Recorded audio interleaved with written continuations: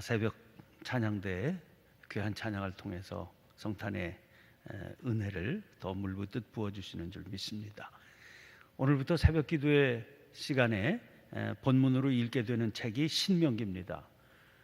구약 성경을 펼치면 제일 앞에 있는 5권의 책을 모세 오경 그렇게 부르고, 혹은 율법서, 그 통칭해서 율법서, 히브리 말로는 토라 이렇게 부르는데, 그 5권 율법서의 맨 마지막 책이 됩니다. 그러니까 이 신명기는 모세 오경 전체의 결론과 같은 부분이 된다, 그렇게 말씀을 드릴 수가 있습니다. 근데 이 신명기가 전체 내용이 어떻게 되는 거 하니, 가나안 땅 진입을 앞두고 있는 이스라엘 백성들에게 모세가 3편의 긴 설교를 한 그런 내용으로 되어 있습니다. 1장 1절을 보시면 이렇게 되어 있죠. 이는 모세가 요단 저쪽 숲 맞은편에 아라바 광야 곧 바란과 도벨과 라반과 하세롯과 티사합 사이에서 이스라엘 무리에게 선포한 말씀이니라. 이는 모세가 선포한 말씀이니라, 이렇게 되어 있습니다. 모세는 이때 이미 자기가 이 설교를 마치면 죽음에 이르게 되리라 하는 사실을 알고 있었습니다. 34장 7절을 보면 이렇게 되어 있거든요. 모세가 죽을 때 나이 120세였으나 그의 눈이 흐리지 아니하였고 기력이 쇠하지 아니하였더라. 이 말씀으로 미루어보면 모세는 늙고 병들어서 죽은 게 아니고 아직 기력이 생생하지만 하나님이 부르셨기 때문에 하나님 품으로 떠난 겁니다. 근데 하나님께서 말씀을 하셨거든요. 너는 저 땅에 들어가지 못한다. 모세는 이 설교를 할 때 자기가 저 땅에 들어가지 못한다 하는 사실을 알고 있는 겁니다. 그러면 이 상황에서 모세의 심경이 어땠을까 한번 헤아려 보면 어떻겠습니까? 모세는 나이 80에 하나님의 소명을 받았습니다. 그래서 말할 수 없는 어려움을 겪으면서 애굽을 빠져나와서 무려 40년 만에 약속의 땅 가나안이 바로 코앞에 바라다 보이는 그런 모압 평야에 지금 도착해 있는 거지요. 그 땅을 지금 내려다 볼 수는 있지만 들어갈 수는 없습니다. 이게 모세의 형편입니다. 게다가 갈렙과 여호수아를 제외한 모든 이스라엘 백성들은 모세와 함께 애굽을 빠져나온 사람은 하나도 없습니다. 다 광야에서 출생한 2세대들이지요. 왜 이런 상황이 되었습니까? 출애굽 1세대들이 출애굽을 몸으로 경험했죠. 또 불기둥과 구름기둥의 인도함을 받고 생생하게 하나님의 임재를 경험하며 살기는 했습니다. 그런데도 말씀에 불순종하고 하나님을 반역했기 때문에 이렇게 된 겁니다. 그래서 광야에서 다 죽고요, 광야에서 태어난 세대들이 지금 젖과 꿀이 흐르는 약속의 땅, 기업의 땅 가나안으로 들어가게 된 겁니다. 그러니까 이 세대들은요, 출애굽을 생생하게 경험하지 못한 세대들입니다. 그 출애굽 때 하나님께서 홍해바다를 어떻게 가르셨는지, 바로를 어떻게 꼼짝 못하게 하셨는지 경험하지 못한 그런 세대입니다. 목자인 모세가 그들을 바라보게 될 때 얼마나 마음이 놓이지 않았겠습니까? 불안한 생각이 있었겠습니까? 이제 이런 긴박한 상황에서 그런 긴박한 마음을 안고 앞으로 그 땅에 들어가게 될 텐데 그 땅에서 어떻게 살아야 되겠는가를 알려주고 싶은 그런 마음이 아주 강하게 일어나지 않았겠습니까? 그래서 그 마음을 담아서 전한 긴 설교가 바로 신명기라고 하는 책입니다. 그러니까 신명기는 한마디로 이스라엘 백성을 향한 모세의 유언이 담겨 있는 설교다, 그렇게 볼 수 있습니다. 자, 신명기는 지금 말씀드린 대로 주 내용이 모세의 설교입니다. 이 설교를 선포된 율법, 이렇게 말할 수가 있죠. 설교를 할 때 설교의 전제가 있습니다. 이미 주어진 하나님의 말씀이 있다는 전제죠. 이미 주어진 하나님의 말씀이 있어야 설교가 가능한 겁니다. 그래서 이미 주어진 하나님의 말씀이라고 하는 것 때문에 원신명기 또는 신명기 법전 이렇게 부르기도 하는 그 이미 주어진 말씀의 내용이 있습니다. 그게 신명기 12장부터 26장까지로 분류할 수 있는데, 이 신명기 12장부터 26장까지의 내용은 레위기의 복사판 같은 겁니다. 레위기에서 하나님께서 율법을 주시지 않았습니까? 그걸 그대로 옮겨서 풀어놓고 있습니다. 모세는 이미 이스라엘 백성들이 다 알고 있는 하나님께서 내려주신 하나님의 말씀을 백성들에게 소개합니다. 다 알고 있는 내용이에요. 그런데 그걸 다시 그대로 다 설명을 하면서 그들에게 그렇게 거듭 그 율법의 내용을 풀어주면서 다시 분명하게 상기시키려고 하는 거죠. 그렇게 하는 이유가 뭡니까? 그 말씀 앞에서 하나님의 백성인 이스라엘에게 주시는 과제가 있다. 그걸 당부하고 싶은 겁니다. 그 과제는 어떤 것일까요? 구체적인 삶의 자리에서 그 말씀대로 순종하며 살아가야 한다 하는 겁니다. 설교를 통해서 글자로 된 하나님의 말씀은 구체적인 우리들의 삶의 현실로 찾아 들어오게 되는 겁니다. 그래서 선포되는 말씀이 중요하다 하는 거죠. 우리는 책을 통해서 하나님의 음성을 듣습니다. 근데 중요한 것은 이 책으로 된, 글자로 된 하나님의 말씀이 우리들의 삶으로 바뀌어야 된다는 겁니다. 그걸 감당하게 해주는 것이 선포된 율법, 선포된 말씀이거든요. 그러면서 그렇기 때문에 설교는 말씀의 해석이지요. 동시에 삶의 현실이 거기 담겨 있어야 됩니다. 당신들은 이제 이 말씀을 붙들고 그대로 살아라. 그게 모세가 전한 설교의 내용이 되는 겁니다. 사실 하나님께서 주신 시내산 율법의 기본적인 내용은 출애굽기 20장부터 23장까지, 더 정확하게 말하면 20장 22절부터 23장 19절까지의 내용입니다. 이것을 학자들은 계약법전 그렇게 말합니다. 하나님이 주신 말씀입니다.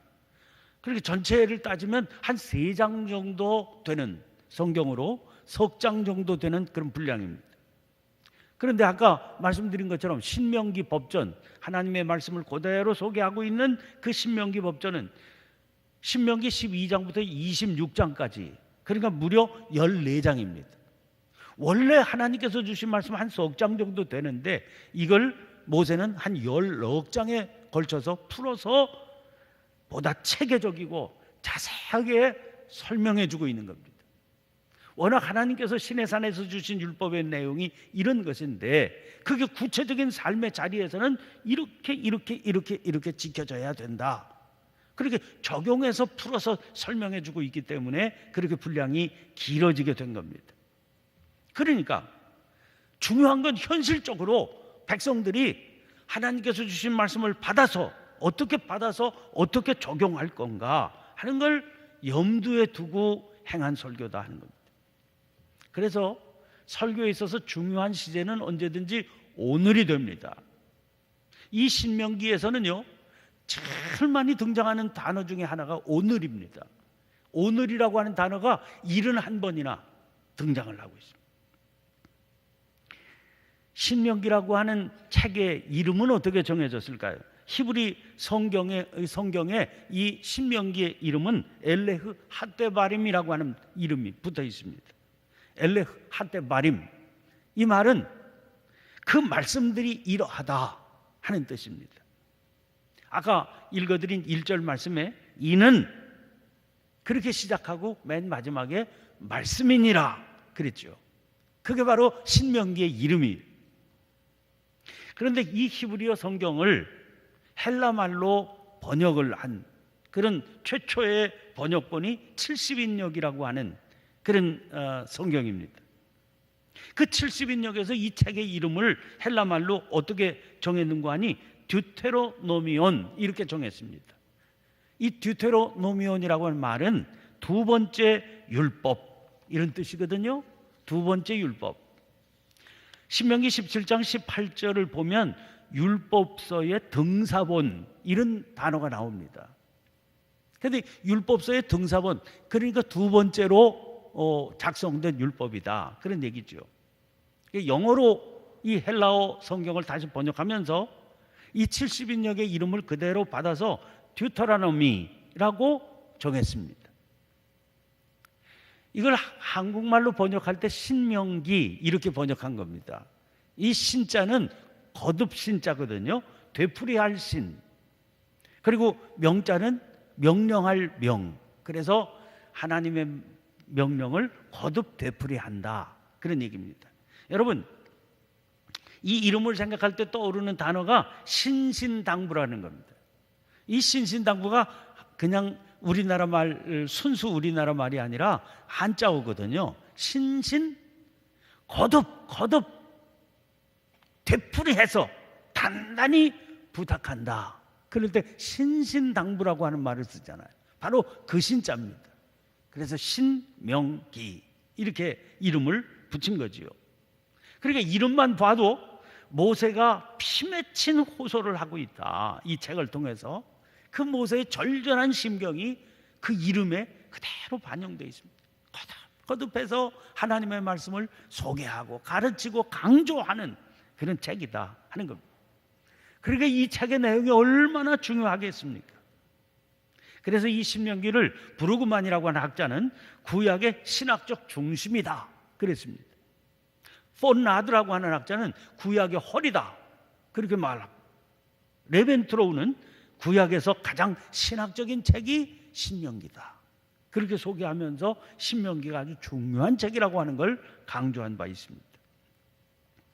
이 신명기 전체를 놓고 보면은요, 유언과 같은 내용으로 구성된 세 편의 설교다 그렇게 말씀드리지 않았습니까?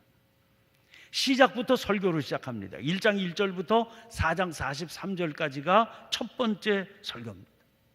이 첫 번째 설교에서 모세는 지금까지 애굽을 빠져나와서 이 모압 평야까지 이르는 40년간의 대장정을 뒤돌아보면서 쭉 회고하고 있습니다. 그러면서 이 첫 번 설교에서도 하나님의 율법을 간단히 소개하면서 그 40년간의 회고를 통해서 하나님의 말씀에 순종을 하면 우리가 복을 받게 된다 하는 사실을 강조하죠. 그래서 앞으로 약속의 땅에 들어가서도 하나님의 말씀을 붙들고 그대로 순종하면 그 약속의 땅에서 평안하고 오래 살 수 있을 거다 하는 사실을 강조합니다. 두 번째 설교가 4장 44절에서 28장 69절까지 아주 긴 내용입니다. 이 두 번째 설교 가운데 아까 소개해드린 신명기 법전 12장에서 26장까지가 들어있는 거죠. 그래서 하나님께서 주신 율법을 소개하면서 해석을 하고 있어요. 여기서도 중심은 뭐냐면 앞으로 너희들이 가나안 땅, 하나님께서 주신 젖과 꿀이 흐르는 그 가나안 땅에 들어가게 될 텐데 그 땅에서 약속의 계명을 순종하고 살아야 된다.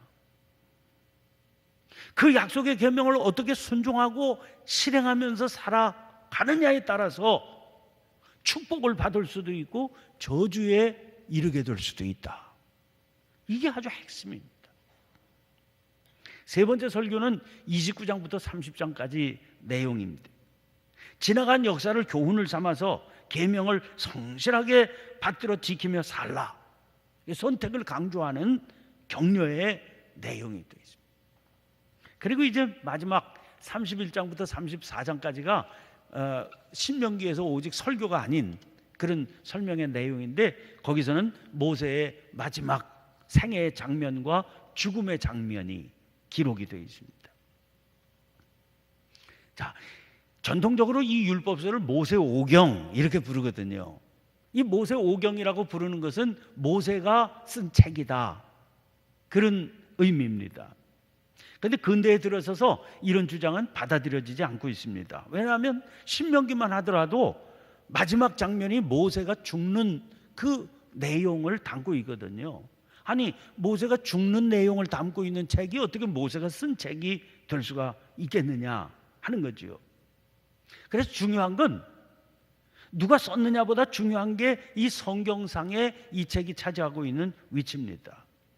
학자들의 연구 결과를 종합해 보면 신명기라고 하는 책이, 또 신명기 계통의 책들이 있는데 그 책이 성경 안에 언제부터 기록되느냐? 주전 한 750년경부터 기록됐다, 이렇게 봅니다.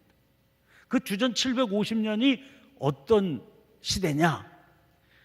북왕국 이스라엘에서 이 문서가 기록됐다, 이렇게 보고 있는데, 북왕국 이스라엘이 주전 722년에 아수르에 멸망을 당하게 돼요. 그러니까 북왕국 이스라엘이 멸망당하기 직전에 기록된 문서다, 이렇게 보는 거죠. 그럼 그 당시의 상황은 어떤 상황이냐? 북왕국 이스라엘이요, 하나님을 믿는 믿음의 길에서 멀리 떠났습니다. 그래서 온갖 잡신을 섬기고요, 아주 혼합 종교가 돼가지고 영적인 타락의 극성기에 이르게 됩니다. 그래서 임금도 제사장들도 다 영적으로 타락을 한 겁니다. 그런데 그 북왕국 이스라엘에 예언자 그룹이 하나님의 말씀을 그대로 따라서 지켜 살려고 하는 예언자 그룹이 있는데, 그 왕에 대해서도, 그 제사장들에 대해서도 우리가 이렇게 살면 큰일 난다, 그래서 하나님의 말씀을 그대로 받들어 지키며 살아야 된다고 하는 강한 내용을 기록한 거죠. 신앙적인 순수성을 지키기 위해서 이 믿음의 그 사람들에 의해서 저술된 문서가 소위 신명기 법전, 아까 말씀드린 신명기 12장부터 26장까지의 내용이라는 겁니다. 그런데 그만 북왕국 이스라엘이 그들의 그 아주 간곡한 호소를 외면하는 바람에 722년에 멸망당하고 맙니다. 북왕국 이스라엘이 멸망당하면서 일단의 믿음의 사람들이 남왕국 유다로 들어오게 돼요. 북왕국 이스라엘이 멸망할 당시에 남왕국을 다스리던 임금이 히스기야라고 하는 임금입니다. 그런데 히스기야가 종교개혁을 벌이거든요. 열왕기 하서 18장의 내용입니다. 히스기야는 정신을 차리고 북왕국이 아수르에 멸망당하는 모습을 보면서 하나님 앞으로 돌아가야 된다, 그런 강한 확신을 가지고 나라를 종교개혁을 일으킵니다. 그때 히스기야가 종교개혁을 일으킬 때 그 중심이 됐던 게 바로 북왕국에서 작성됐던 신명기 법전이라는 거예요. 이걸 붙들고 종교개혁을 단행한 거죠. 그런데 이 율법책이 신명기 12장부터 26장까지 기록된 이 신명기 법전이라고 하는 율법책이 예루살렘 성전의 서고에 보존되었습니다. 그런데 히스기야 이후에 남왕국도요, 영적으로 곤란해요. 그래서 아무도 이 성전 서고에, 성전의 도서관에 있는 이 하나님의 말씀을 떠들어볼 생각을 하는 사람이 없습니다. 그게 있다는 사실조차 잊어버리고 말았어요. 오랜 세월이 흘렀죠. 한 100년 정도 시간이 흘러서 주전 622년인데 그때 요시야라고 하는 임금이 남왕국의 임금입니다. 이 사람이 우리가 하나님 앞으로 돌아가야 된다, 그래서 첫 번째 행한 게 성전을 수리하는 일이었어요. 성전 보수공사를 대대적으로 단행하는데, 아니 성전 보수공사를 하다가 잊어버렸던, 있는데도 있는지도 몰랐던 하나님의 말씀이 그 성전 도서관에서 보수공사를 하는 가운데 나오게 된 겁니다. 그래서 그 책을 이제 100년 만에 발견한 그 책을 백성들과 함께 요시야 왕이 읽습니다. 그러면서 크게 회개하고 하나님 앞으로 돌아서는 그런 장면이 열왕기하서 23장에 기록되어 있는 요시야 왕의 종교개혁이죠. 그런 의미에서 오늘 이 신명기는 우리들에게 시사해준 중요한 의미가 있어요. 그게 뭐냐면 신명기는 종교개혁을 일으키는 문서라는 거예요. 히스기야도 요시야도 이 책을 중심으로 종교개혁을 일으켰던 겁니다. 교회가 새로워지려면, 또 성도들이 하나님 앞에서 반듯하고 정확한 삶을 살려면 반드시 이 책을 읽고 지침으로 삼아야 하는 그 말씀이 바로 신명기서라는 겁니다. 이 신명기는 모세가 이스라엘 백성들에게 남기고 싶어 했던 아주 중요한 내용이 있는 거 아닙니까? 근데 그 주제가 크게 두 가지입니다. 하나는 하나님이 누구신가 하는 거예요. 하나님이 누구신가. 신명기의 내용을 학자들이 연구해 보니까 그 당시에 강대국하고 약소국하고 사이에 맺는 조약과 비슷하다. 형태가. 그게 연구 결과로 나왔습니다. 그 당시에 강대국이 약소국, 식민지로 삼는 약소국하고 조약을 맺는데요. 언제든지 비슷한 형태를 가지고 있었다는 거예요. 첫 번째는 주인인 강대국이 누구냐 하는 걸 밝힙니다.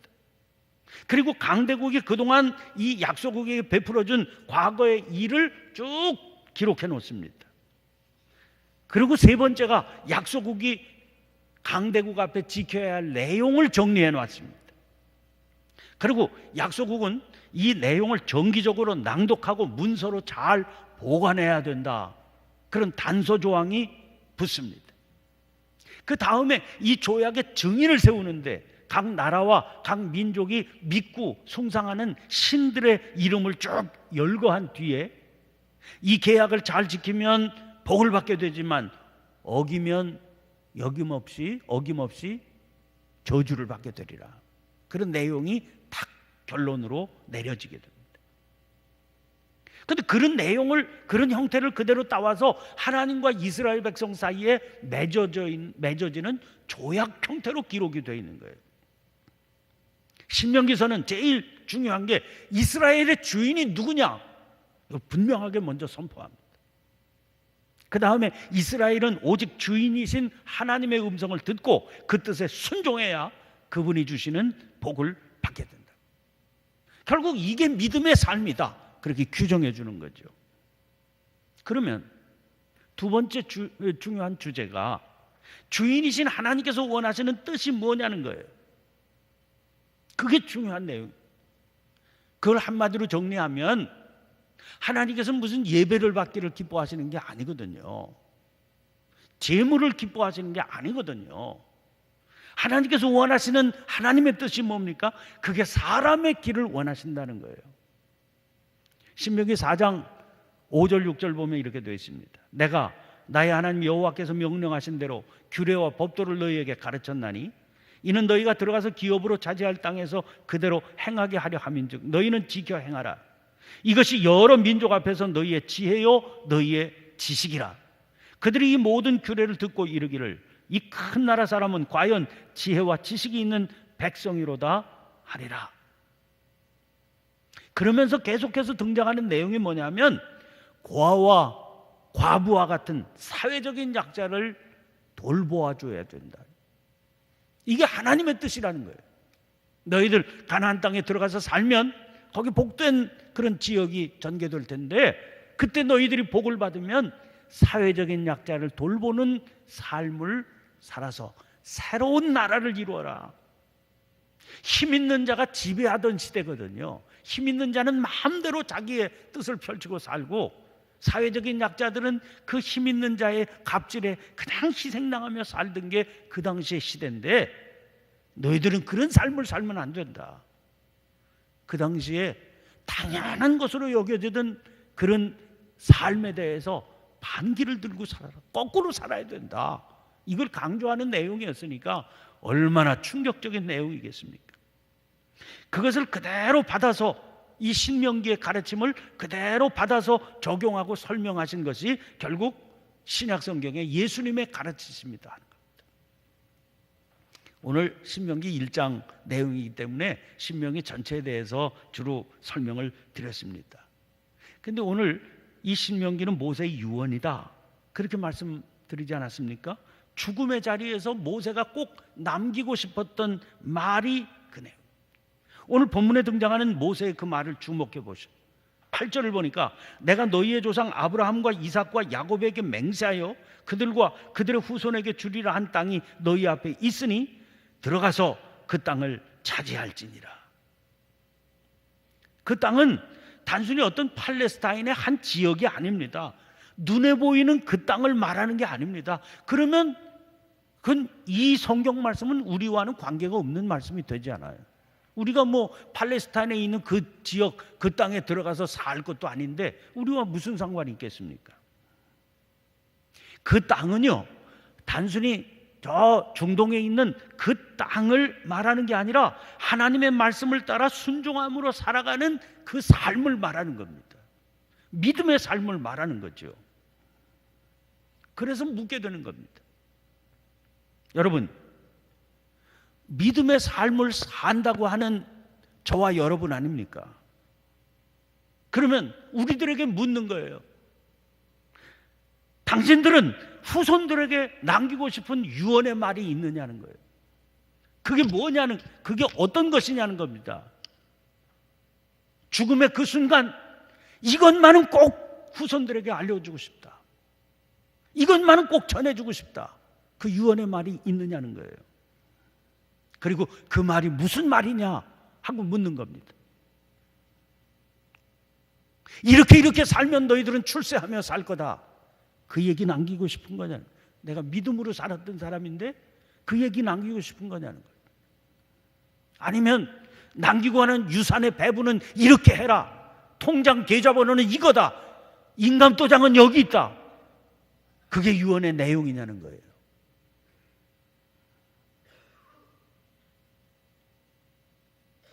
그 믿음의 사람은 그게 유언으로 남아서는 안 된다는 거예요. 꼭 남기고 싶은 유언의 말이 있어야 된다면 너 하나님의 말씀을 붙들고 살아야 된다. 하나님을 주인으로 섬기고 살아야 된다. 그래야 내 삶이 번성할 거다. 그 말이어야 되는 거 아니냐는 거예요.